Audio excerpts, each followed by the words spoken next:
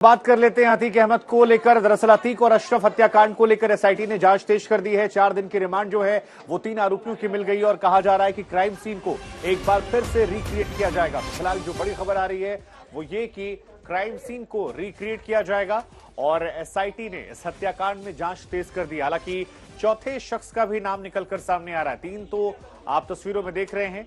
सरी सिंह की बात कर लीजिए, अरुण मौर्य की बात कर लीजिए या लवलेश तिवारी की बात कर लीजिए, लेकिन इसके अलावा एक और शख्स का जिक्र हो रहा है क्योंकि जिस तरह से यहां पर वो पिस्टल मिली जिसकी कीमत 5 से 7 लाख रुपए है, मोबाइल फोन का ना मिलना, इन तीनों का अलग अलग जगहों से आकर एक साथ यहां मिल जाना, और इसी वजह से बहुतेरे सवाल हैं जो लगातार खड़े हो रहे हैं।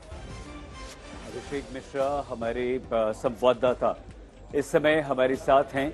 और अभिषेक, किस तरह से मुश्किल हो रही है, कैसे अब शाइस्ता की तलाश तेज हो रही है और जो लोकेशन मिल रही है वो लोकेशन पर पुलिस पहुंचे उससे ही पहले वो गायब कैसे हो रही, कहां चूक हो रही है?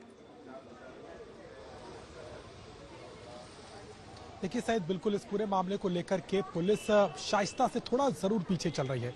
इतनी शातिर है वो कि लगातार अपनी जगह को बदल रही है। प्रयागराज के कछार इलाके में वो देखी गई। ये भी कहा जा रहा है कि उसके साथ में साबिर और आयशा नूरी मौजूद हैं। कुछ महिलाएं हैं नकाबपोश जो उसे प्रोटेक्ट कर रही हैं और वो लगातार अपनी लोकेशन को इस तरीके से बदलती है कि जब तक सूचना पुलिस के पास पहुंचती है वो वहां से फरार हो चुकी होती है। यही कारण है कि लगातार जब से असद का इनकाउंटर हुआ उसके बाद और संडे को यानी कि रविवार को की रात में जब अतीक अहमद और अशरफ को गोली मारती जब अभिषेक, एसआईटी की जांच किस तरह से तेज हो रही है ये भी बताइए प्लीज। जी बिल्कुल, तो शाइस्ता को लेकर के आगे कार्रवाई चल रही है, लेकिन एसआईटी दूसरी तरफ चूंकि तीनों शूटर्स को 4 दिन की रिमांड पर ले चुकी है और इस पूरे प्रक्रिया में तीनों को जो है पुलिस रिजर्व लाइन में फिलहाल रखा गया है।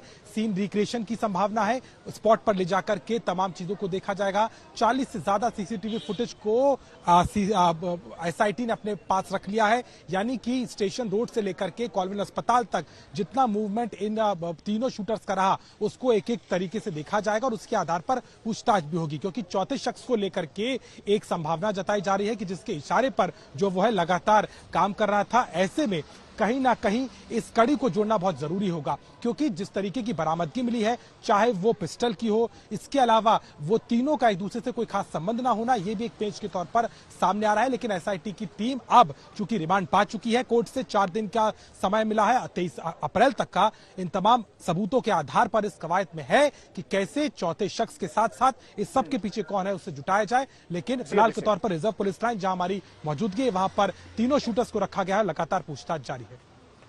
अभिषेक, बहुत शुक्रिया आपका इस तमाम जानकारी के लिए। तो सीसीटीवी फुटेज कंगाले जा रहे हैं कि आखिर हमलावर कहां से आए थे, इनके साथ और कौन था, और 4 दिन की रिमांड भी मिली है, इन्वेस्टिगेशन जारी। लेकिन इस बीच में अब बात करते हैं अतीक अहमद के प्लान मुस्लिम की, उसका वो प्लान जिसके जरिए वो और ज्यादा शक्तिशाली होना चाहता था, अपने आप को और ज्यादा मजबूत कर लेना चाहता था, उसी प्लान की अब बात करते हैं। तो अतीक अहमद का ये है प्लान मुस्लिम, जिसमें मोहम्मद मुस्लिम जो कि अपने आप को इस वक्त पीड़ित साबित करने की कोशिश में विक्टिम कार्ड खेल रहा है। दूसरा है गुड्डू मुस्लिम जो फरार है। जमीन पर कब्जे की इसी की जिम्मेदारी थी। कोशिश क्या होती थी, इनका प्लान क्या था? प्लान ये था जमीन कब्जाए जाए लोगों से, और उस जमीन पर कब्जाता कौन थे? यही लोग कब्जाते थे, और उसके बाद वहां पर एक कॉलोनी बनाई जाती थी जहां पर मुस्लिमों को बसाया जाता था, इसके वोटर्स को बसाया जाता था, शूटर्स को बसाया जाता था।